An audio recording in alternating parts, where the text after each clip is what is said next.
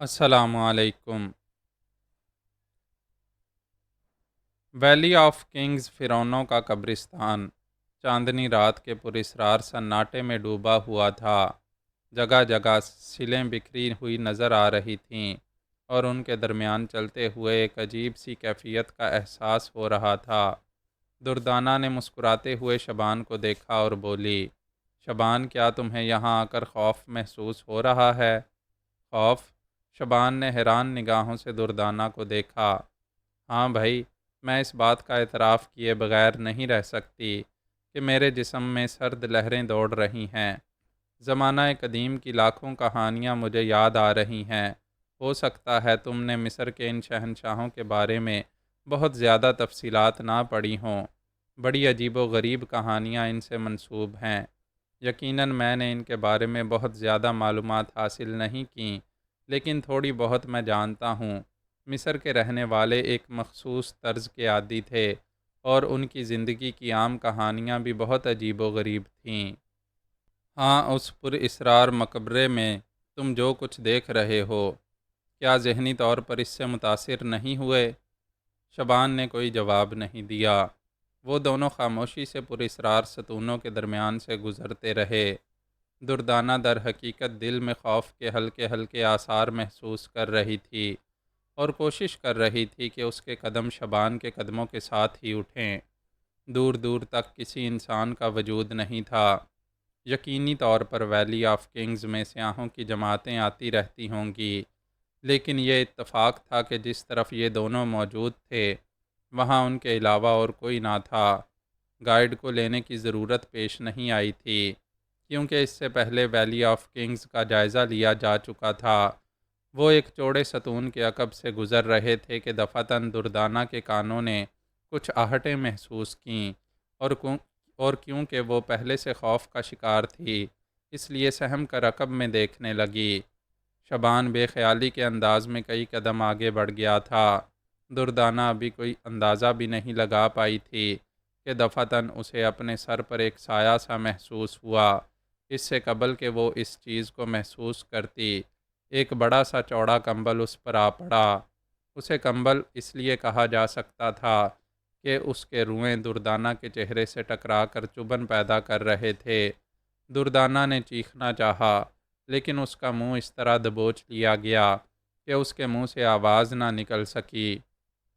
اسے کچھ ہلکی ہلکی بو کا احساس بھی ہو رہا تھا جو اس کپڑے میں سے اٹھ رہی تھی، اور چند ہی لمحات کے بعد اس کے حواس پر گھٹن سوار ہو گئی اور وہ ہوش و حواس سے عاری ہو گئی۔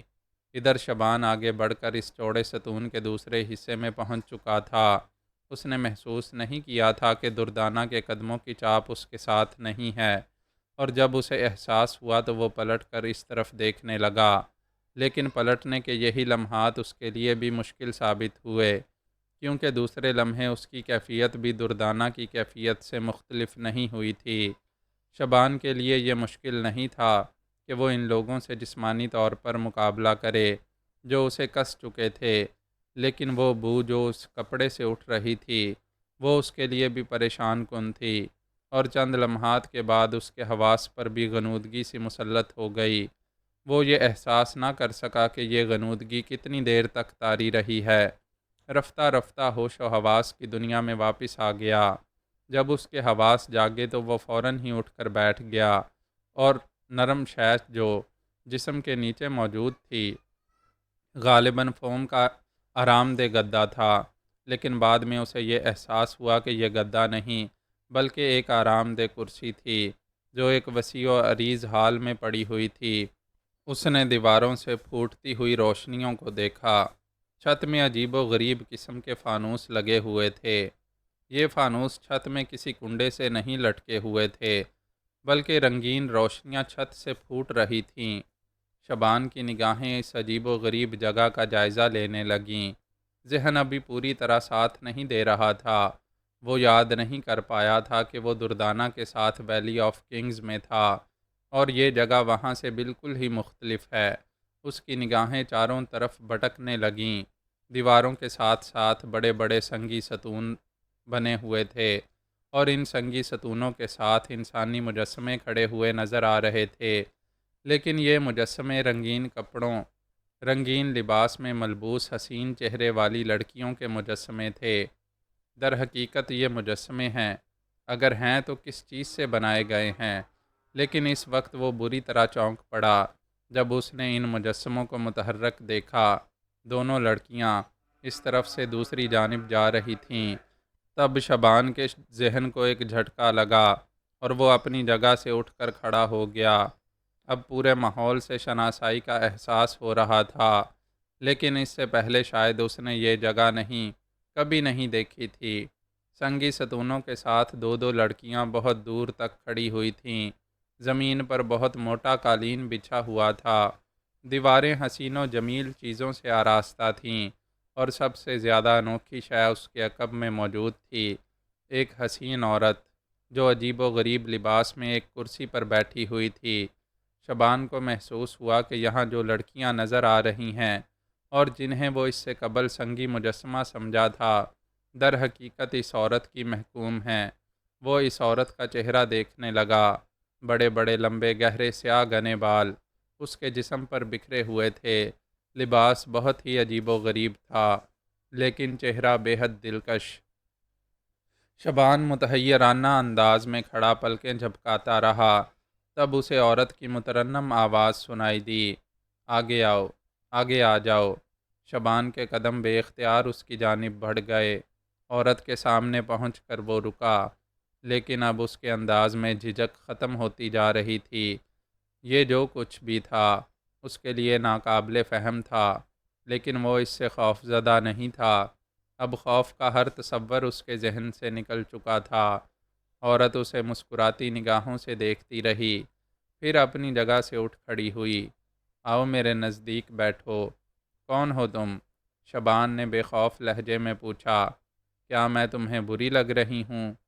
عورت کی مترنم آواز سنائی دی۔ تم ہو کون؟ شبان کا وہی لہجہ ابھرا۔ کچھ بھی کہہ سکتے ہو تم مجھے۔ تمہیں یاد ہے کہ تم کہاں ہو؟ میرے ساتھ ڈرامہ کرنے کی کوشش نہ کرو۔ میں نے تم سے سوال کیا ہے، تم کون ہو؟ تم صرف اس بات کا جواب دو۔ تم مجھے کلوپترا کہہ سکتے ہو، اور اب تمہیں یقینی طور پر یاد آ رہا ہوگا کہ تم سرزمین مصر پر ہو، مگر تم کلوپترا نہیں ہو۔ شبان نے جواب دیا، کیوں؟ اس لیے کہ وہ بہت پہلے اس دنیا سے رخصت ہو چکی ہے، اور میں کسی مردہ انسان کی واپسی پر یقین نہیں رکھتا۔ جواب میں عورت کی ہلکی سی ہنسی سنائی دی۔ پھر اس نے کہا، سرزمین مصر دنیا کے دوسرے خطوں کی روایت سے اتفاق نہیں کرتی۔ یہاں فرعون کے زمین دوز مقبرے بکھرے ہوئے ہیں، اور یہاں کی کہانیاں ابھی بیرونی دنیا کی علم میں پوری طرح نہیں آئی ہیں۔ لوگ ان سے متعلق کہانیاں گھڑ تو لیتے ہیں، لیکن جو سچائیاں ابھی اس سرزمین میں پوشیدہ ہیں وہ انسانوں کی نگاہوں سے دور ہیں۔ دیکھو تم جو کوئی بھی ہو، میں صرف یہ جاننا چاہتا ہوں کہ میرے ساتھ میری آنٹی تھیں، وہ کہاں ہیں؟ وہ بھی محفوظ ہیں، تم فکر مند نہ ہو۔ ہم نے تمہیں دوستوں کی طرح اپنے پاس بلایا ہے، تمہیں کوئی نقصان نہیں پہنچایا گیا۔ ہم چاہتے تو تم دوسرے ذرائع سے بھی یہاں لائے جا سکتے تھے، لیکن ہم نے تمہیں محبت سے بلایا ہے۔ کیوں بلایا ہے؟ شبان نے جواب دیا، اس لیے کہ تم در حقیقت فرعونہ کی زمین کے باشندے معلوم ہوتے ہو، ایسے ہی قدیم خد و خال کے مالک جو کسی زمانے میں مصر پر حکمرانی کرتے تھے۔ اب مجھ سے کیا چاہتی ہو؟ شبان نے سوال کیا۔ ہماری چاہتوں کی ایک طویل فہرست ہے۔ جو کچھ ہم چاہتے ہیں وہ تمہیں آہستہ آہستہ بتا دیا جائے گا۔ پریشان ہونے کی کیا ضرورت ہے؟ شبان نے ایک لمحے کے لیے سوچا۔ یہ جو کچھ بھی تھا اس کا ذہن اسے تسلیم نہیں کر رہا تھا۔ اگر یہ سرزمین مصر کی کوئی پراسرار روایت ہے تو وہ اس روایت سے بھی نمٹنے کی خواہش رکھتا تھا۔ انسانی کارنامے ہیں تو پھر شبان کے لیے ان کا قیدی بنا رہنا ممکن نہیں تھا۔ چنانچہ بہتر یہی ہے کہ وہ طریقہ کار دریافت کیا جائے جس کی وجہ سے وہ ان کے درمیان سے نکل سکے۔ اس نے اپنے رویے میں تبدیلی پیدا کی اور آہستہ سے بولا، تو کیا تم واقعی مصر کی کلوپترا ہو؟ نہیں، لیکن تم مجھے کلوپترا کا عکس سمجھ سکتے ہو۔ وہ کیسے؟ یوں سمجھ لو میری بھٹکتی ہوئی روح بھی تمہاری تلاش میں سرگرداں تھی۔ میں تمہیں خوش آمدید کہتی ہوں۔ اور آنٹی دردانہ کے بارے میں تم نے کچھ نہیں بتایا؟ انہیں بحفاظت وہیں پہنچا دیا گیا ہے جہاں ان کا قیام ہے۔ اور میرے لیے کیا حکم ہے؟ تم اس رات ہمارے مہمان ہو، ہمارے حسین معزز مہمان، جو ہماری آرزوؤں کو سیراب کرے گا۔ شبان پرخیال نگاہوں سے اسے دیکھتا رہا، پھر اس نے مسکراتے ہوئے کہا، تم بہت خوبصورت ہو۔ شکریہ عظیم دوست، آؤ ہمارے قریب آ کر بیٹھو، ہم تمہیں مصر کے قدیم رقص دکھائیں گے۔ مجھے ان قدیم رقصوں سے کوئی دلچسپی نہیں ہے، تو پھر ہم تخلیہ طلب کیے لیتے ہیں، عورت نے کہا، اور ایک نگاہ اٹھا کر چاروں طرف دیکھا۔ سنگی ستونوں کے ساتھ کھڑی ہوئی تمام لڑکیاں گردن جھکائے سنگی ستونوں کے عقب میں روپوش ہو گئی تھیں۔ شبان آہستہ آہستہ 3 سیڑھیاں عبور کر کے وہاں پہنچ گیا جہاں عورت اسے نظر آ رہی تھی۔ عورت نے ہاتھ بڑھا کر شبان کا ہاتھ پکڑا اور اس کے بعد مسکراتی ہوئی اسے دیکھتے ہوئے بولی، آؤ ہمارے ساتھ اندر چلو۔ شبان خاموشی سے اس کے ساتھ آگے بڑھ گیا تھا۔ اب وہ اس راز کو جان لینا چاہتا تھا جس کی بنا پر اسے یہ سب کچھ دیکھنا نصیب ہوا تھا۔ عقب میں ایک بڑا سا پردہ نظر آ رہا تھا۔ پردے کی دوسری جانب ایک خوبصورت ہال نما کمرہ تھا جہاں آرام دہ نشستیں لگی ہوئی تھیں۔ عورت نے شبان کو ایک نشست پر بیٹھنے کا اشارہ کیا اور پورے کمرے میں نگاہیں دوڑانے لگا۔ وہ سوچ رہا تھا کہ یہاں سے نکلنے کے لیے کون سا راستہ موزوں ہو سکتا ہے، اور ابھی تک اسے کوئی بہتر جگہ نظر نہیں آئی تھی۔ اس نے اپنے آپ کو پوری طرح سنبھالا اور عورت کی جانب دیکھتا ہوا بولا، تو پھر اگر تمہارا نام کلوپیترا نہیں ہے تو میں تمہیں کس نام سے پکاروں؟ بس تم اپنے ذہن میں جو بھی تصور کرو، ہمارے لیے وہی نام ہمیں دے سکتے ہو۔ گویا تمہارا کوئی نام نہیں ہے، تمہاری چاہنے والی، تم سے محبت کرنے والی، جو تم چاہو تو مجھے محبوبہ کے نام سے پکار سکتے ہو۔ شبان نے پرخیال انداز میں گردن ہلائی اور آہستہ سے بولا، یہاں تمہیں کچھ گھٹن محسوس نہیں ہو رہی؟ تم محسوس کر رہے ہو؟ ہاں، کچھ تھوڑی سی۔ یہ ماحول تمہیں پسند نہیں آیا؟ اس میں کوئی شک نہیں ہے کہ یہ پراسرار کہانیوں جیسا ماحول ہے، لیکن میں کھلی فضا میں رہنے کا عادی ہوں، اور تمہارے ساتھ اگر کھلی فضا میں جانا نصیب ہو جائے تو میں سمجھتا ہوں وہ میرے لیے زیادہ موزوں ہوگی۔ عورت خاموش نگاہوں سے اسے دیکھتی رہی، پھر اس نے کہا، پہلے ایک سوال کا جواب دو۔ کیا؟ تم کون ہو؟ میں شبان ہوں۔ ٹھیک ہے، تم شبان ہو، لیکن تمہارا ماضی کیا ہے؟ جو انسانوں کا ماضی ہوتا ہے، کوئی ایسی نئی بات نہیں میری زندگی میں جو مجھے مختلف بنا کر پیش کرے۔ تم اپنے آپ کو ایک روح بتاتی ہو، لیکن میں اس دنیا کا ایک جیتا جاگتا انسان ہوں۔ البتہ میں یہ بات ضرور سوچ رہا ہوں کہ کیا کسی روح سے اس قدر قربت کسی زندہ انسان کے لیے ممکن ہے؟ ہاں، اگر کوئی روح تمہاری محبت میں دیوانی ہو۔ تم مجھ سے کتنے عرصے سے محبت کرتی ہو؟ شبان نے مسکراتے ہوئے پوچھا۔ حسین عورت کے ہونٹوں پر عجیب سی مسکراہٹ پھیل گئی، پھر اس نے آہستہ سے کہا، محبت کی کوئی عمر ضروری تو نہیں ہوتی۔ ٹھیک ہے، لیکن بہرطور میری اور تمہاری یہ پہلی ملاقات ہے، اور اس سے پہلے میں نے تمہیں کبھی نہیں دیکھا۔ محبت کی آنکھوں سے دیکھتے تو میں تمہیں نظر آ جاتی۔ شبان نے ایک گہری سانس لی اور ادھر ادھر دیکھتا ہوا بولا، گھٹن، شدید گھٹن۔ تعجب ہے، میرے خیال میں تو یہ بہت ہی پرفضا جگہ ہے۔ ٹھیک ہے، تمہاری مرضی، اگر تم یہاں رکنا چاہتی ہو تو رکو، لیکن مجھے بتاؤ میں تم سے کس قسم کی گفتگو کروں؟ سنا ہے محبت کا جواب محبت ہی سے دیا جاتا ہے، لیکن میں نہیں جانتا کہ یہ جواب کیا ہوتا ہے، شبان نے کہا، اور عورت کے چہرے پر عجیب سے تاثرات نظر آنے لگے۔ وہ مسکراتی نگاہوں سے اسے دیکھتے ہوئے بولی، انوکھی بات ہے، کوئی کسی کو چاہے اور دوسرے کو اسے یہ بتانا پڑے کہ چاہت کے جواب میں اسے کیا کرنا چاہیے۔ خیر ٹھیک ہے، چلو میں تمہاری استاد بن جاتی ہوں۔ وہ چند لمحات سوچتی رہی اور اس کے بعد مسکراتی ہوئی اپنی جگہ سے اٹھ کھڑی ہوئی۔ آؤ تمہیں کھلی فضا کی سیر کراؤں۔ شبان خود بھی یہی چاہتا تھا۔ وہ فوراً ہی اٹھ کھڑا ہوا۔ عورت اسے ساتھ لیے ہوئے ایک جانب چل پڑی۔ اس کے بعد اسے تھوڑا سا نیچے اترنا پڑا۔ پورا علاقہ عجیب و غریب چیزوں سے سجا ہوا تھا اور شبان کو وہاں بہت سی حیرت انگیز چیزیں نظر آئی تھیں، لیکن وہ اس وقت ان میں سے کسی چیز سے کوئی دلچسپی نہیں لے رہا تھا۔ اس کے ذہن میں یہ تصور پروان چڑھ رہا تھا کہ یہ جو کچھ اسے نظر آ رہا ہے مافوق الفطرت نہیں ہے، بلکہ اس کا تعلق اسی زندگی سے ہے، اور یہ عورت کوئی بہت ہی شاطر عورت معلوم ہوتی ہے۔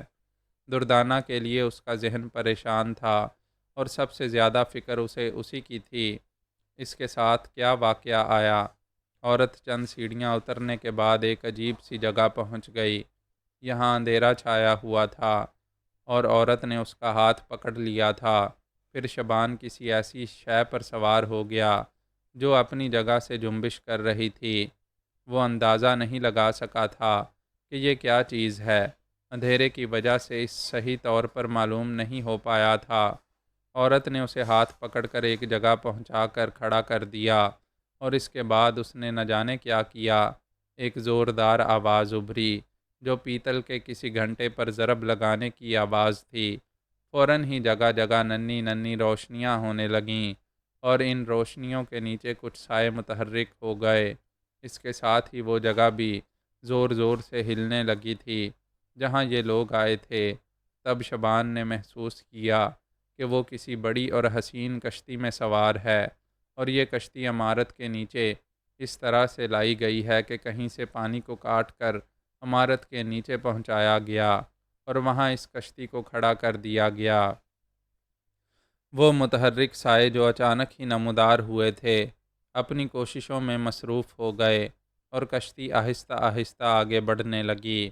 روشنی اب پوری طرح پھیل گئی تھی اور اس حسین روشنی میں اس نے کشتی کو بغور دیکھا۔ رنگین کپڑوں سے آراستہ بہت ہی خوبصورت کشتی تھی جس میں نشست گاہ کے لیے ایک بڑا سا بستر بنایا گیا تھا جو نرم گدوں سے آراستہ تھا۔ شبان خاموشی سے بیٹھا رہا۔ عورت مسکرا رہی تھی۔ وہ بڑی کشتی بالآخر عمارت کے نیچے سے نکل آئی اور آسمان پر کھلا چاند نظر آنے لگا۔ روشنی دریائے نیل کی لہروں پر منعکس ہو رہی تھی اور یہ ماحول اتنا حسین تھا کہ ذہن عجیب سے سحر کا شکار ہوا جا رہا تھا۔ شبان خود کو سنبھالے رہا۔ اب اس کے اطراف جگمگانے لگے تھے۔ بہت دور سے قاہرہ ٹاور نظر آ رہا تھا اور اس کی روشنیاں بھی یہ اندازہ پیش کرتی تھیں کہ وہ کس جگہ موجود ہیں۔ کشتی آہستہ آہستہ لہروں کی روانی پر بہنے لگی۔ عورت نے مسکراتے ہوئے کہا، اب تو تمہیں گھٹن کا احساس نہیں ہو رہا۔ شبان پلٹ کر اس عمارت کو دیکھنے لگا جہاں سے کشتی برآمد ہوئی تھی۔ ساحل نیل پر ایک خوبصورت عمارت نظر آ رہی تھی۔ ویسے ایسی عمارتیں اطراف میں اور بھی بہت سی تھیں۔ شبان ایک گہری سانس لے کر سامنے کی سمت دیکھنے لگا۔ وہ یہ اندازہ لگا رہا تھا کہ کشتی کس طرف جا رہی ہے۔ عورت نے آہستہ سے کہا، اور تم صدیوں پرانی زندگی کو دیکھ رہے ہو جس میں میں موجود تھی۔ اور اس وقت شبان نے سوال کیا۔ عورت کی آنکھوں میں محبت بھری مسکراہٹ ابھر آئی۔ اس وقت میں تمہارے لیے مجسم ہوئی ہوں، ورنہ میری روح فضاؤں میں بھٹکتی پھرتی تھی، شاید تمہاری تلاش میں۔ تم مجھ سے کیا چاہتی ہو؟ شبان نے پوچھا۔ محبت، زندگی کا وہ حسین تصور جو کسی خوبصورت نوجوان کو دیکھ کر دل میں بیدار ہو سکتا ہے۔ اور مجھے بھی یقینی طور پر تمہاری اس محبت کا جواب اسی انداز میں دینا ہوگا۔ یہ تم پر منحصر ہے اگر تم چاہو تو، مگر میرے محبت کرنے کا انداز ذرا مختلف ہے۔ کیا؟ عورت نے مسکرا کر اس کا ہاتھ اپنے ہاتھ میں لیتے ہوئے کہا، اور شبان ادھر ادھر نگاہیں دوڑانے لگا۔ کشتی کافی دور نکل آئی تھی۔ تب شبان اچانک کھڑا ہو گیا۔ سنو، تم جو کوئی بھی ہو، میرے دل میں تمہارے لیے ذرا برابر گنجائش نہیں پیدا ہو سکتی۔ میں تم سے سب سے پہلے یہی سوال کرنا چاہتا ہوں کہ میری آنٹی جو میرے ساتھ تھیں، ان کے ساتھ کیا سلوک ہوا؟ کیا میں نے تمہیں بتایا نہیں کہ بحفاظت ان کی آرام گاہ تک پہنچا دیا گیا ہے انہیں؟ میں بھی وہیں جانا چاہتا ہوں۔ نہیں میرے محبوب، بھلا یہ کیسے ممکن ہے؟ یہ چاندنی رات، یہ بہتا ہوا پانی، اور یہاں ہم دونوں کی تنہائی، کیا تمہارے دل میں کوئی احساس نہیں جاگتا؟ شبان نے ایک گہری سانس لی اور اس کے بعد اس نے تیزی سے اس عورت کے ہاتھ سے اپنا ہاتھ چھڑایا اور نہ جانے کیا چیز اس کے ہاتھ میں آ گئی۔ وہ چیز اس کی مٹھی میں ہی دبی رہی تھی۔ اس نے کشتی کے کنارے کی سمت چھلانگ لگا دی اور عورت کے منہ سے ایک آواز نکل گئی۔ وہ لوگ جو کشتی چلا رہے تھے چونک کر اس جانب متوجہ ہو گئے، لیکن شبان نے برق رفتاری سے کشتی سے پانی میں چھلانگ لگا دی تھی۔ عورت کے منہ سے ایک گرجدار آواز نکلی، پکڑو اسے، جانے نہ پائے، اور اس کے ساتھ ہی چند لوگ کنارے پر پہنچ کر پانی میں کود پڑے۔ لیکن احمق یہ نہ جانتے تھے کہ پانی کا جانور پانی میں اتر گیا ہے اور اب اس کے قریب جانا کتنا خطرناک ہو سکتا ہے۔ وہ لوگ بھی شاید اچھے تیراک تھے، کیونکہ ان میں سے 3 افراد فوراً ہی شبان کے قریب پہنچ گئے تھے۔ انہوں نے پانی میں غوطہ لگا کر شبان کے پاؤں پکڑنے کی کوشش کی، لیکن شبان نے پلٹ کر ان میں سے ایک کے منہ پر ایسی لات رسید کی کہ وہ سطح سے کئی فٹ اونچا اچھل کر پانی میں گرا۔ باقی 2 بھی شبان سے چمٹنے میں کامیاب ہو گئے تھے۔ شبان نے ان کی گردنیں پکڑیں اور دونوں کے سر آپس میں دے مارے، لیکن پانی کے اندر وہ خود بھی اپنی قوتوں کا صحیح اندازہ نہیں لگا سکتا تھا۔ اسے یہ دیکھ کر حیرت ہوئی کہ ان دونوں کے سر خربوزے کی طرح پھٹ گئے اور پانی میں خون کی لہریں پیدا ہونے لگیں۔ بہرطور وہ انہیں چھوڑ کر ایک گہرا غوطہ لگا کر آگے بڑھ گیا تھا۔ دریائے نیل کی مخالف سمت میں تیرنا اس کے لیے کوئی مشکل کام نہیں تھا، اور وہ پانی میں کسی تیز رفتار راکٹ کی طرح دوڑتا چلا جا رہا تھا۔ یہ انوکھا انداز ناقابل یقین تھا، اور یہی وہ انداز تھا جس پر لوگ شبان کی طرف سے حیران ہو جایا کرتے تھے۔ قاہرہ ٹاور تک پہنچنے میں اسے بمشکل 3 یا 4 منٹ لگے۔ پانی میں اس کی رفتار کسی تیز رفتار کرافٹ کی مانند تھی جو اپنی پوری قوت سے دوڑ رہا ہو۔ پھر قاہرہ ٹاور کے قریب پہنچ کر اس نے سطح سے گردن ابھاری۔ کہاں کی کشتی، کہاں کی عورت، وہ سب کچھ تو اتنی دور رہ گئے تھے کہ اب نگاہوں کی حد بھی ختم ہو گئی تھی۔ تب اس نے کنارے کی جانب تیرنا شروع کر دیا۔ قاہرہ ٹاور ایسی جگہ نہیں تھی جہاں سناٹا ہوتا، حالانکہ رات کا نہ جانے کون سا پہر تھا، لیکن وہاں رونق نظر آ رہی تھی۔ شبان ساحل پر آ گیا اور اس کے بعد اپنے بھیگے ہوئے کپڑوں سے پانی نچوڑنے لگا۔ اطراف میں کوئی موجود نہیں تھا۔ ہاں، کچھ فاصلے پر لوگ نظر آ رہے تھے اور شاید کچھ گاڑیاں وغیرہ بھی وہاں موجود تھیں۔ شبان نے چند لمحات سوچا۔ وہ یہ غور کر رہا تھا کہ جس جگہ ان کا قیام کیا گیا ہے کیا کہلاتی ہے، اور وہ جگہ اتفاق سے اس کے علم میں تھی۔ ان لوگوں نے اس جگہ کا نام بھی لیا تھا، خاص طور سے اسد شرازی نے اس کے بارے میں دردانہ کو بتایا تھا۔ بہرطور ایک ٹیکسی میں بیٹھ کر جب اس نے جگہ کا پتہ بتایا تو ٹیکسی ڈرائیور نے اس انداز میں گردن ہلا دی جیسے وہ بخوبی واقف ہو۔ شبان نے اطمینان کی گہری سانس لی تھی۔ اپنی منزل پر پہنچنے کے بعد اس نے ٹیکسی ڈرائیور سے کہا کہ وہ چند لمحات انتظار کرے، وہ ابھی اس کا بل بھیجتا ہے۔ رقم چونکہ اس کے پاس موجود نہیں تھی، چنانچہ یہ مجبوری آڑے آئی، لیکن وہ عمارت میں داخل ہونے کے بعد دھڑکتے دل کے ساتھ اندر پہنچ گیا۔ سب سے پہلے اسے ایک ملازم ملا تو اس نے اس سے کہا کہ ٹیکسی کھڑی ہوئی ہے، اسے رقم ادا کر دی جائے۔ ملازم خاموشی سے گردن جھکا کر چلا گیا تھا۔ اس نے یہ غور بھی نہیں کیا تھا کہ شبان کی کیفیت کیا ہو رہی ہے۔ آگے بڑھا تو ایک دوسرا ملازم نظر آیا، یہ رات کی ذمہ داریاں سنبھالتے تھے۔ اس سے اس نے پوچھا، میری ساتھی خاتون کہاں ہیں؟ اس ملازم کے چہرے پر حیرت کے آثار نمودار ہوئے۔ اس نے آہستہ سے کہا، جناب وہ شاید اپنے کمرے میں ہیں، کیا میں دیکھ کر آؤں؟ نہیں، میں چلا جاتا ہوں۔ شبان جب کمرے میں داخل ہوا تو اس نے دردانہ کو دیکھا جو اپنے بستر پر گہری نیند سو رہی تھی۔ شبان کو ایک لمحے کے لیے حیرت ہوئی، لیکن اپنی اس حیرت کو رفع کرنے کے لیے وہ دردانہ کے قریب پہنچ گیا۔ اس نے دردانہ کا پاؤں زور زور سے ہلانا شروع کر دیا۔ زیادہ دیر نہیں لگی، چند ہی لمحات کے بعد دردانہ نے آنکھیں کھول دیں اور کھوئی کھوئی نگاہوں سے شبان کو دیکھنے لگی، پھر ایک دم اچھل کر بیٹھ گئی۔ اوہ میرے خدا! شبان تم خیریت سے تو ہو؟ ارے یہ تمہارا لباس کس بری طرح خراب ہو رہا ہے، کیا یہ بھیگ گیا تھا؟ اور بال بھی تو دیکھو، کیا ہو گیا تمہیں؟ خیریت شبان؟ آنٹی آپ ہوش میں ہیں؟ شبان نے سوال کیا، اور دردانہ ایک لمحے کے لیے کھو سی گئی، پھر دوسرے لمحے اس کے چہرے پر خوف کے آثار نظر آنے لگے اور اس کے منہ سے سرسراتی ہوئی آواز نکلی، میرے خدا، میرے خدا، یہ سب کچھ کیا ہے؟ ایک حسین خواب آنٹی، کمال کرتے ہو، خواب کیسے؟ جاؤ تم پہلے اپنا لباس تبدیل کرو، تمہیں کوئی نقصان تو نہیں پہنچا؟ نہیں آنٹی، میں تو بالکل ٹھیک ہوں۔ اور وہ لوگ؟ شبان خاموشی سے اپنے کمرے کی طرف چل پڑا۔ جب وہ دوسرا لباس پہن کر باتھ روم سے باہر آیا تو دردانہ اس کے کمرے میں ہی موجود تھی اور کافی پریشان نظر آ رہی تھی۔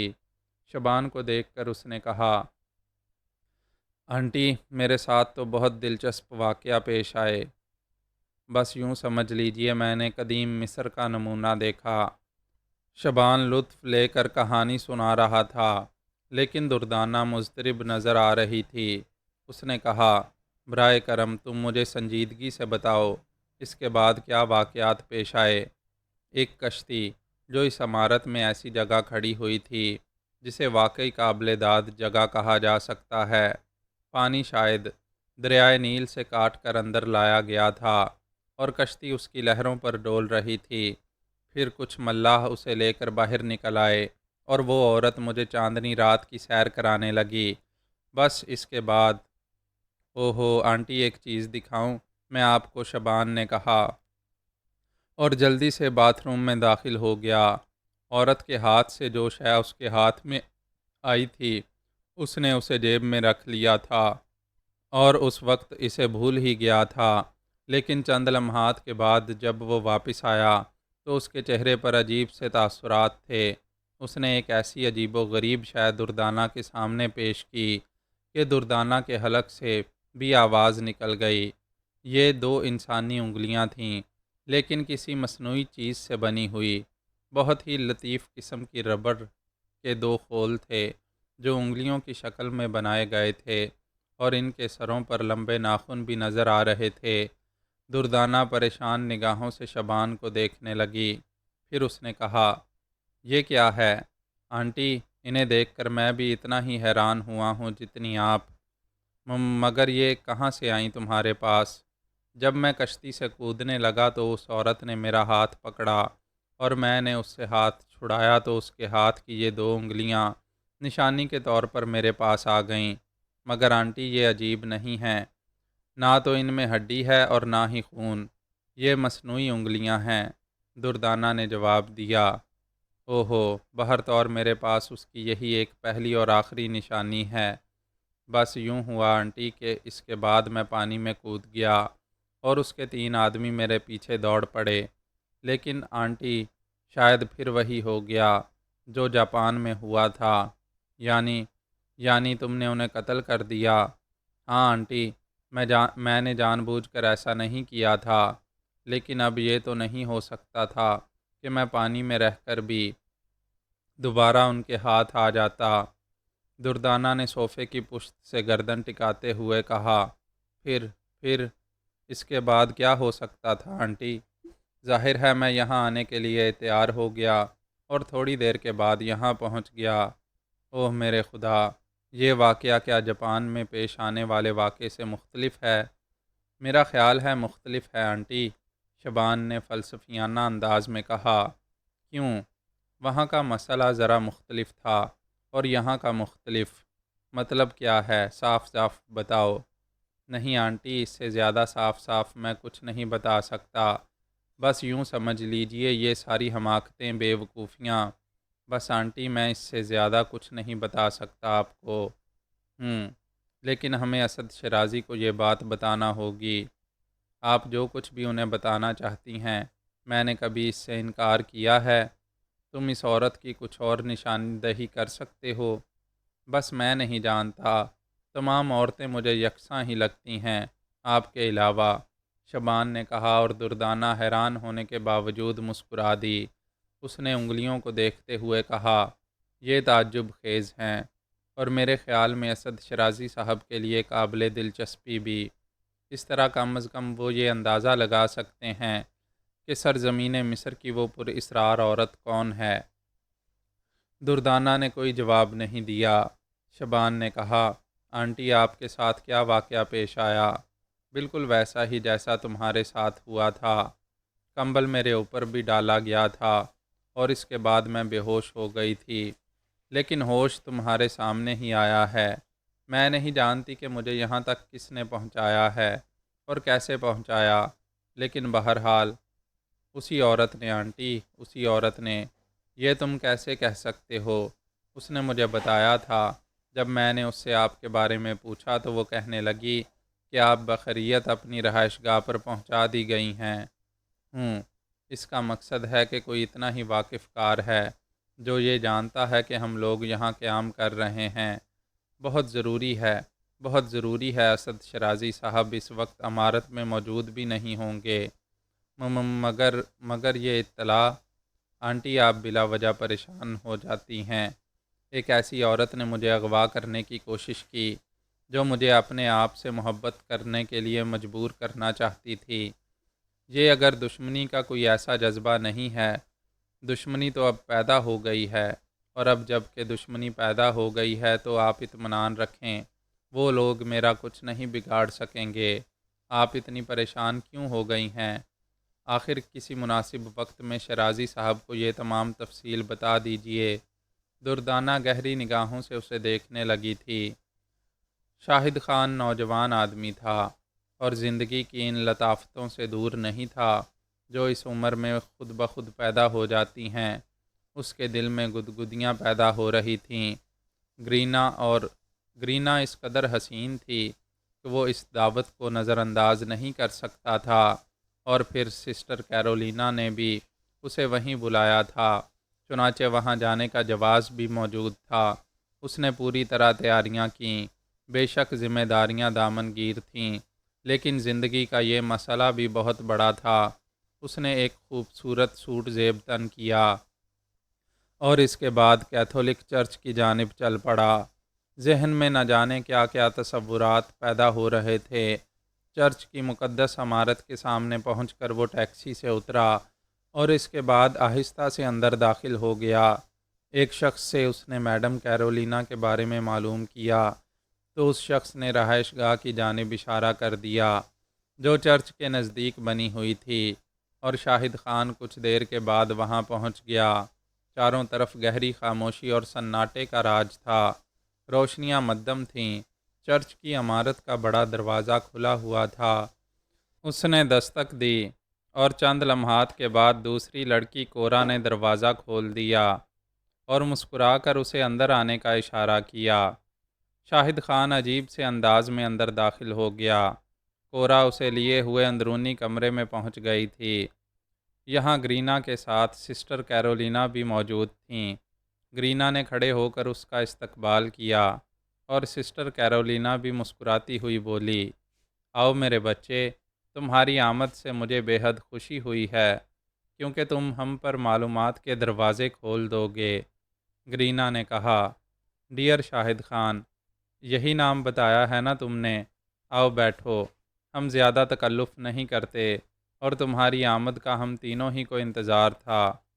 شاہد خان نے کسی قدر گھبرائی ہوئی نگاہوں سے سسٹر کیرولینا کو دیکھا تو سسٹر کیرولینا بولی، تمہارے اسی مقصد سے میں بے حد متاثر ہوں شاہد خان، اور اس وقت تمہارے اور گرینا کے درمیان مداخلت صرف اس لیے کر رہی ہوں کہ مجھے تم سے ذاتی طور پر بھی کچھ بات چیت کرنا تھی۔ آؤ بیٹھو۔ اس نے اسے ایک جگہ بیٹھنے کی پیشکش کی اور شاہد خان بیٹھ گیا۔ سسٹر کیرولینا کہنے لگی، میں نے تمہیں 1,00,000 روپے کا چیک پیش کیا تھا، لیکن اس کے بعد ارادہ یوں ملتوی کر دیا کہ در حقیقت میں تمہیں اور بھی بہت کچھ پیش کرنا چاہتی ہوں، لیکن بعض ایسی الجھنیں درپیش آ گئی ہیں جن کی وجہ سے میں نے تم سے ملاقات کر لینا بہت ضروری سمجھا۔ میرے بچے، کیا تم مجھے کچھ معلومات فراہم کرنا پسند کرو گے؟ دراصل گرینا نے مجھے بتایا تھا کہ آج تم اس کے مہمان ہو اور وہ تم سے کچھ گفتگو کرنا چاہتی ہے۔ میں بس تھوڑی دیر تمہارے درمیان مداخلت کروں گی۔ نہیں سسٹر، ایسی کوئی بات نہیں ہے، آپ جو چاہیں مجھ سے پوچھ سکتی ہیں۔ ہاں، چند ایسے سوالات ہیں جو میری معلومات کے لیے بے حد ضروری ہیں۔ مثلاً سب سے پہلے تو میں یہ پوچھنا چاہوں گی کہ یہ شخص جس کا نام اسد شرازی ہے، سمندر کے بارے میں کس حد تک معلومات رکھتا ہے؟ دراصل میڈم، مسٹر اسد شرازی ایک دولت مند آدمی ہیں۔ پوری زندگی انہوں نے مہم جوئی میں صرف کی ہے اور اس کے بعد وہ شاید قیام کا ارادہ رکھتے تھے، لیکن پھر اچانک ہی انہیں سمندر سے دلچسپی پیدا ہو گئی اور ایک جذبہ ان کے دل میں ابھر آیا، وہ یہ کہ وہ معلومات کریں کہ سمندر کے نیچے کیا کچھ موجود ہے۔ اس جذبے کے پیدا ہونے کی وجہ کوئی تحریک تھی؟ افسوس، یہ بات میں نہیں جانتا۔ اس وقت وہ لوگ کہاں گئے ہوئے ہیں؟ میں معافی چاہتا ہوں اس سلسلے میں سسٹر کیرولینا، اس میں کوئی شک نہیں کہ یہ بات مجھے معلوم ہے، لیکن مجھے ہدایت کی گئی ہے کہ میں کسی کو بھی اس بارے میں نہ بتاؤں۔ مجھے بھی نہیں، کیرولینا نے مسکراتے ہوئے کہا، میں اپنے مقصد سے وفادار ہوں اور آپ ایک مقدس اور اچھی خاتون ہیں، مجھے اپنے مالکان سے غداری پر مجبور نہ کریں۔ نہیں، یہ مناسب نہیں ہوگا، تم مجھے اس بارے میں ضرور بتاؤ، میں معافی چاہتا ہوں۔ اچھا، اگر گرینا تم سے یہ سوال کرے تو کیا تم اس کے بھی جواب نہیں دو گے؟ آپ سب میرے لیے قابل احترام ہیں اور مس گرینا بھی، وہ بے شک، میرا مطلب ہے کہ میں اس سلسلے میں مجبور ہوں، شاہد خان نے کسی قدر گھبرائے ہوئے انداز میں کہا۔ تب پھر تم مجھے اس نوجوان کے بارے میں ضرور بتاؤ جو سمندر کی گہرائیوں میں اتر کر ایک انوکھی شخصیت بن جاتا ہے۔ میں سمجھا نہیں میڈم، شاہد خان نے جواب دیا۔ اوہو، اس کا مقصد ہے کہ تم ہم سے تعاون نہیں کرو گے؟ نہیں، یہ بات نہیں ہے، میں آپ سے ہر طرح کا تعاون کرنا چاہتا ہوں۔ مذاق کر رہے ہو؟ یہ بھی نہیں بتاتے کہ یہ تینوں کہاں اور کس مقصد کے تحت گئے ہیں؟ یہ بھی نہیں بتاتے کہ وہ نوجوان کون ہے جو اس تحریک کا باعث بنا؟ تم کیا بتا سکتے ہو ہمیں؟ کیا یہ ممکن نہیں کہ آپ مجھ سے یہ تمام باتیں نہ پوچھیں؟ ہاں، یہ ممکن نہیں، کیونکہ یہ بہت ضروری ہے۔ تب پھر مجھے افسوس ہے، اور کیا اس بات کے بعد میری واپسی مناسب نہیں ہے؟ شاہد خان نے کہا۔ ارے نہیں نہیں، معزز مہمان آتے اپنی مرضی سے ہیں اور جاتے میزبانوں کی مرضی سے ہیں، تمہیں اس طرح نہیں جانا چاہیے۔ گرینا، کچھ خاطر کرو اپنے دوست کی۔ گرینا مسکراتی ہوئی اپنی جگہ سے اٹھی اور شاہد خان کے قریب پہنچ گئی۔ دیکھو، یہ ہمارے لیے بہت ضروری ہے، ہم اس ادارے کی خلوص دل سے مدد کرنا چاہتے ہیں اور ہماری خواہش ہے کہ ہم اس کے لیے بہت بڑا فنڈ اکٹھا کریں، لیکن جب ہمیں یہ سب کچھ معلوم ہی نہیں ہوگا تو ہم براہ راست اس میں شامل کیسے ہو جائیں گے؟ مس گرینا، کاش میں اپنی ذمہ داریاں آپ کو بتا سکتا۔ میرے لیے یہ ازحد ضروری ہے کہ جو ہدایات مجھے دی گئی ہیں ان پر عمل کروں، تو پھر میرے لیے بھی یہ ازحد ضروری ہے کہ جو ہدایات مجھے دی گئی ہیں اس پر عمل کروں۔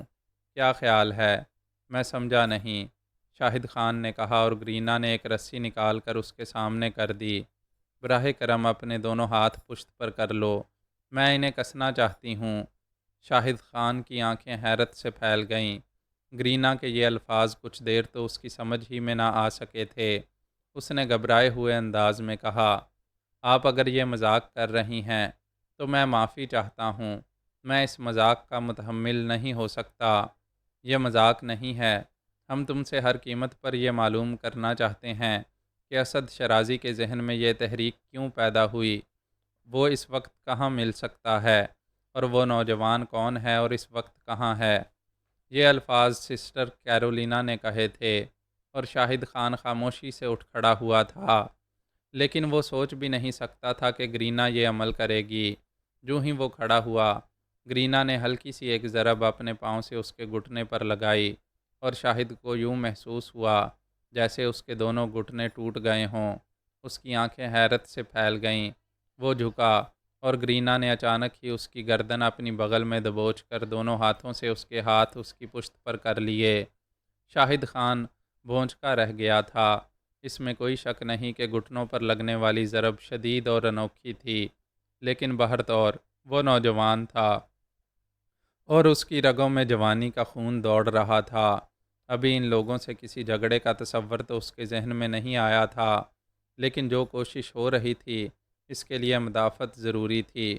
اس نے سیدھے ہونے کی کوشش کی تو گرینا نے اسے اپنے شانوں پر اٹھا کر صوفے پر دے مارا، اور یہ کام کسی ایسی خوبصورت اور حسین نازک اندام سی لڑکی کے لیے ممکن نہیں تھا۔ گرینا نے اپنا گھٹنا اس کی پشت پر رکھا اور ایک بار پھر اس کے دونوں ہاتھ موڑ کر ہاتھوں میں دبی ہوئی رسی اس کی کلائیوں پر کسنا شروع کر دی۔ اب شاہد خان کے لیے شدید جدوجہد کرنا ناگزیر ہو گئی تھی، لیکن چند ہی لمحات میں اسے احساس ہو گیا کہ لڑکی اس سے کہیں زیادہ طاقتور ہے، اور اس احساس نے شاہد خان کو بری طرح خجل کر دیا۔ وہ پھٹی پھٹی آنکھوں سے گرینا کو دیکھنے لگا، جس نے اتنی برق رفتاری سے اپنا کام نمٹایا تھا کہ حیرت ہوتی تھی۔ شدید حیرت نے شاہد خان کے ذہن سے اس تکلیف کا احساس بھی ختم کر دیا تھا جو اس کے گھٹنے پر ہو رہی تھی۔ اسے یقین نہیں آ رہا تھا کہ یہ خوبصورت لڑکی اس قدر انوکھی شخصیت کی مالک نکلے گی۔ جو کچھ اس نے کر دکھایا تھا وہ کم از کم کسی لڑکی کے لیے ممکن نہیں تھا، لیکن اس وقت وہ بے دست و پا اس صوفے پر پڑا ہوا تھا اور گرینا سنجیدہ نگاہوں سے اس کا چہرہ دیکھ رہی تھی۔ پھر اس نے ایک سٹول گھسیٹا اور شاہد خان کے سامنے بیٹھ کر اسے بدستور اسی انداز میں دیکھتی رہی۔ کچھ دیر کے بعد وہ آہستہ سے بولی، سنو، تم ایک نوجوان آدمی ہو اور ابھی تم نے زندگی میں کچھ نہیں دیکھا۔ ہمیں بعض اوقات اپنے معمولات سر انجام دیتے ہوئے بہت سے ایسے ناخوشگوار کام کرنے پڑتے ہیں جن کے لیے ہمیں افسوس بھی ہوتا ہے، لیکن ذمہ داری ہوتی ہے۔ اگر ایسے کام ہماری پسند کے مطابق ہو جائیں تو ہمیں زیادہ خوشی ہوتی ہے۔ میں نہ جانے کیوں تمہیں کوئی نقصان نہیں پہنچانا چاہتی، لیکن اگر میڈم گارتھا یہاں آ گئیں تو پھر صورتحال مختلف ہو جائے گی۔ میری خواہش ہے کہ تم مجھ سے تعاون کرو اور مجھے وہ تمام تفصیلات بتا دو۔ ہو سکتا ہے اس میں یہ گنجائش نکل آئے کہ تمہیں نقصان پہنچانا ہمارے لیے ضروری نہ ہو۔ میڈم گارتھا کا نام بھی شاہد خان کے لیے اجنبی تھا۔ ایک لمحے کے لیے یہ سوال اس کے ہونٹوں تک آتے آتے رہ گیا کہ یہ میڈم گارتھا کون ہیں۔ اس وقت ذہنی حالت بہت عجیب ہو رہی تھی، لیکن گرینا نے اس کے چہرے پر نمودار ہونے والے سوال کو پڑھ لیا۔ اس نے کہا، جو خاتون تمہیں مادام کیرولینا کی حیثیت میں نظر آ رہی ہیں، در حقیقت وہ میڈم گارتھا ورتھا ہیں، اور یقینی طور پر تم ان کے بارے میں نہیں جانتے ہوگے کیونکہ تم ان کے شعبے سے متعلق نہیں ہو۔ میڈم گارتھا ورتھا یہاں صرف اس مقصد کے تحت آئی ہیں کہ اسد شرازی اور اس کے ساتھ موجود وہ نوجوان جو انوکھی صلاحیتوں کا مالک ہے ان کے قبضے میں آ جائے، اور اس کے بعد وہ ان دونوں کو یا ان میں سے ایک کو اس جگہ تک پہنچا دیں جہاں کے لیے انہیں ہدایت کی گئی ہے۔ ہمیں تم سے تفصیلی معلومات درکار ہیں۔ اگر تم یہ تمام معلومات ہمیں فراہم کر دیتے ہو یا کوئی اور ایسا ذریعہ نکل آتا ہے جس کے تحت تمہاری زبان بھی بند رہے تو تمہاری جان بچ سکتی ہے، ورنہ پھر میری یہ سوچ میرے لیے کارگر نہیں ہوگی۔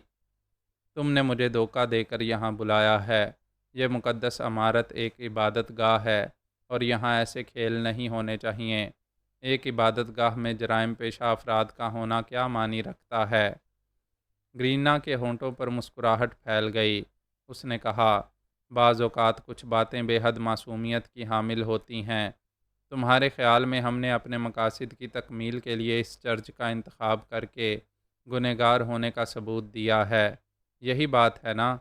شاہد خان نے نفرت بھرے انداز میں گرینا کو دیکھا اور بولا، تو کیا تمہارا خیال اس سے مختلف ہے؟ نہیں، تم ٹھیک کہتے ہو، لیکن لذت گناہ کے بارے میں کیا خیال ہے؟ انسان کتنا عجیب ہے۔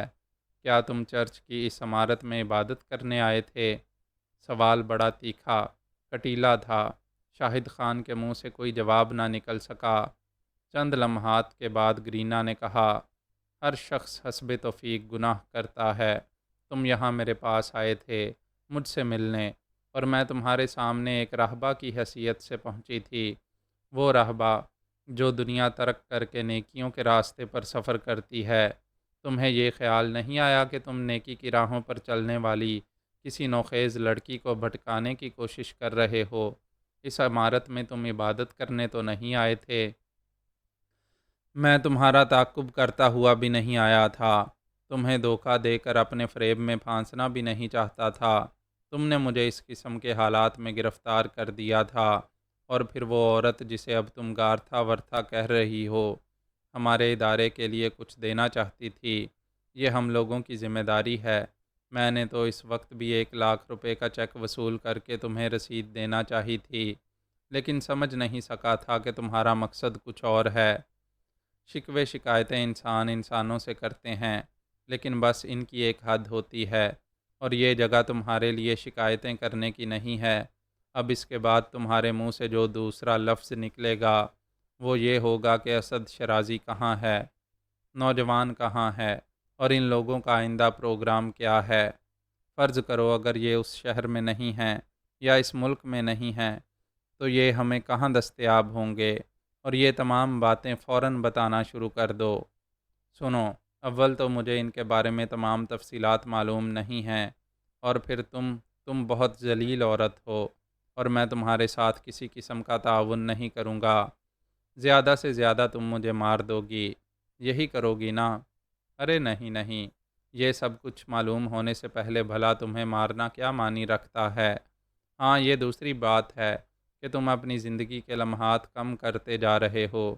اگر میڈم یہاں آ گئیں تو پھر کھیل میرے ہاتھ میں نہیں رہے گا، بلکہ اس کے بعد ان کا کھیل شروع ہوگا۔ میں تم سے ایک لفظ کہنا پسند نہیں کرتا۔ مجھے کھول دو، میں یہاں سے جانا چاہتا ہوں، ورنہ دوسری صورت میں یہ سمجھ لو کہ یہ ہمارا وطن ہے اور تمہارے خلاف بہت کچھ کیا جا سکتا ہے۔ گرینا ہنس پڑی اور بولی، اتنے معصوم لوگ جب ایسی مصیبتوں میں پڑتے ہیں تو ظاہر ہے افسوس ہونا ہی چاہیے۔ پھر وہ ایک دم سنبھل گئی، کیونکہ اس نے عقب میں آہٹیں سنی تھیں، اور آنے والی گارتھا ورتھا کے علاوہ اور کوئی نہیں تھی۔ اس کے ہاتھ میں کچھ چیزیں دبی ہوئی تھیں، جنہیں اس نے ایک طرف رکھی ہوئی تپائی پر رکھ دیا۔ گارتھا ورتھا اس وقت اپنی اصل حیثیت میں نظر آ رہی تھی۔ اس کے جسم پر اب ننوں کا لباس تھا، لیکن اس کے چہرے پر جو خوفناک کیفیت نظر آ رہی تھی وہ اس کی دلکشی کے ساتھ ساتھ کچھ عجیب سی لگ رہی تھی، اور یہ غالباً اس کی اصل شخصیت تھی۔ اس نے بڑی بڑی پرسحر لیکن اس وقت خونخوار نظر آنے والی آنکھوں سے شاہد کو دیکھا اور بولی، جو گفتگو تم نے میری ساتھی لڑکی سے کی ہے وہ میں نے سن لی ہے، اور مجھے افسوس ہے کہ اب اس کے بعد ہمارے پاس اور کوئی چارہ کار نہیں رہا کہ تم پر تشدد کیا جائے۔ وہ واپس مڑی اور اس نے تپائی سے ایک چھوٹا ڈبہ نکالا، اس کی سیل توڑی اور اس میں سے ایک شیشی سی نکال لی۔ بہت چھوٹی سی شیشی تھی، اور اس کا اوپری ڈھکن کھولنے کے بعد اس میں ایک ڈراپر نظر آیا تھا۔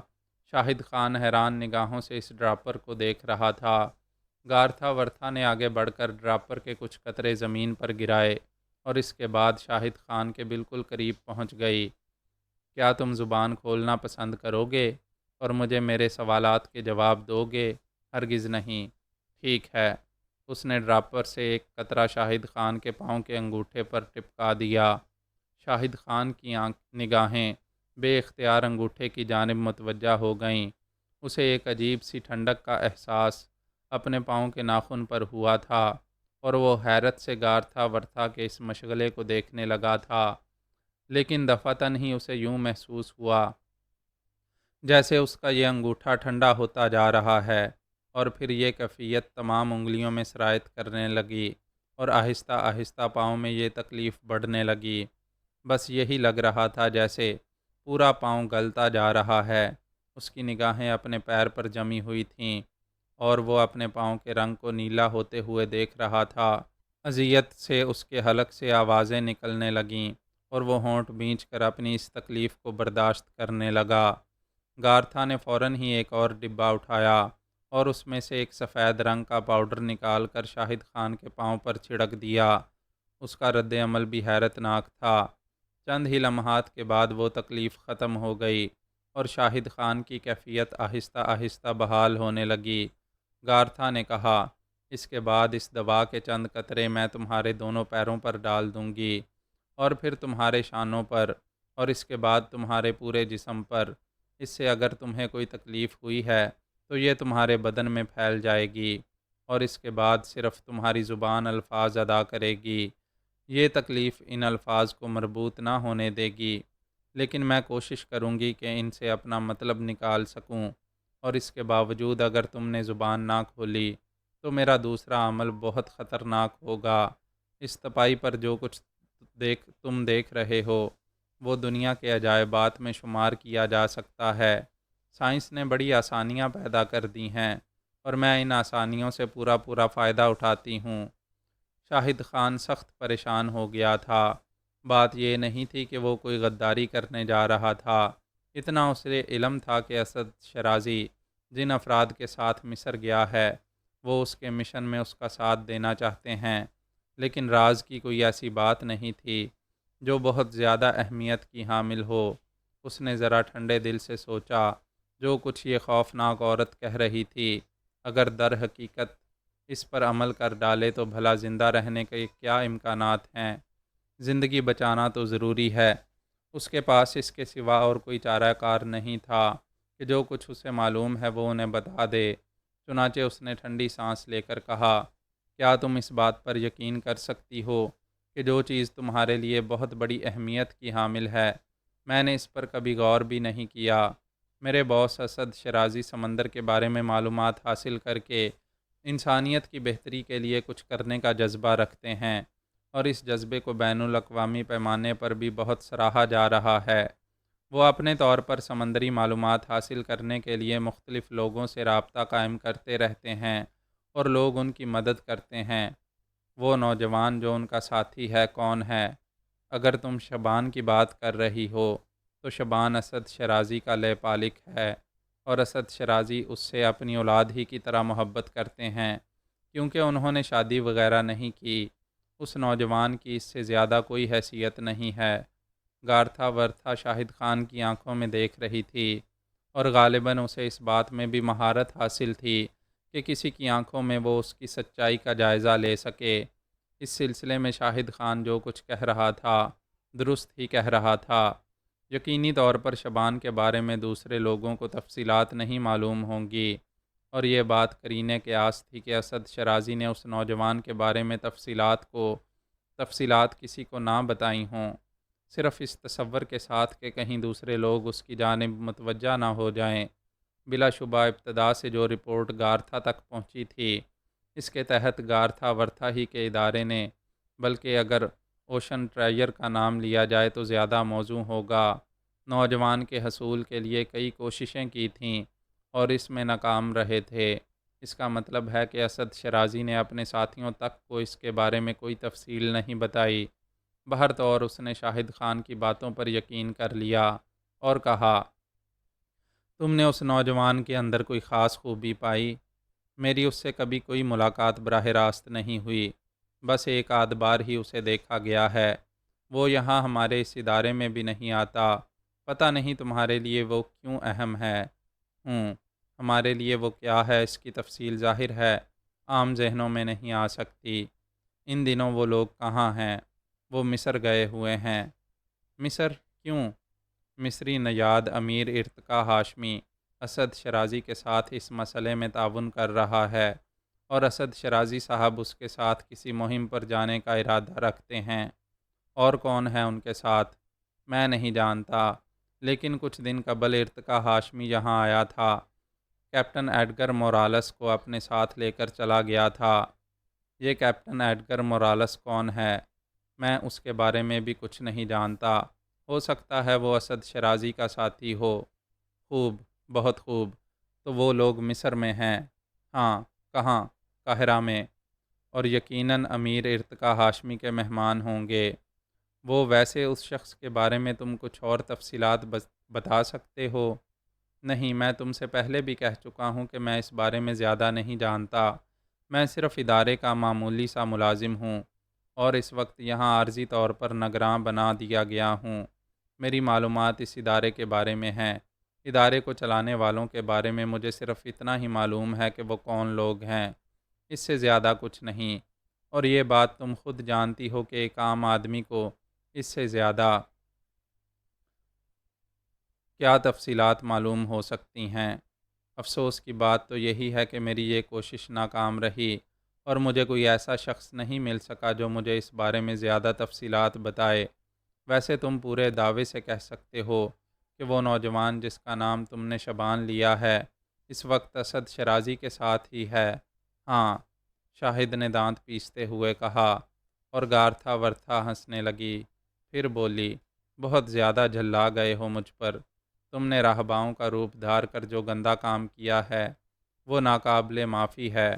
او ہو، تم تو بہت خطرناک جذبات رکھتے ہو ہمارے بارے میں۔ فرض کرو اگر تمہیں یہاں سے فرار ہونے کا موقع مل جائے تو تم کیا کرو گے؟ یہاں سے سیدھا پولیس اسٹیشن جاؤں گا اور وہاں جا کر تمہارے بارے میں رپورٹ درج کراؤں گا۔ صرف رپورٹ ہی نہیں، اب اتنا بے اثر بھی نہیں ہوں میں کہ کوئی قدم نہ اٹھا سکوں۔ تم لوگ یہاں سے واپس نہیں جا سکو گی۔ میں تمہیں پوری سزا دلواؤں گا۔ تم نے ایک عبادت گاہ کے تقدس کو مجروح کیا ہے۔ تمہیں اتنی آسانی سے نجات نہیں مل سکتی، سمجھی تم؟ شاہد خان دانت پیستا رہا اور گارتھا ورتھا آنکھیں بند کر کے ہنسنے لگی۔ پھر اس نے کہا، لوگوں کا طریقہ کار مجھ سے بالکل مختلف ہوتا ہے۔ وہ کسی معمولی شے کو خاطر میں نہیں لاتے اور اپنی بڑائی کے احساس میں گم ہو جاتے ہیں، اور یہی احساس انہیں نقصانات پہنچاتا ہے۔ میرا طریقہ کار ذرا بالکل مختلف ہے میرے دوست۔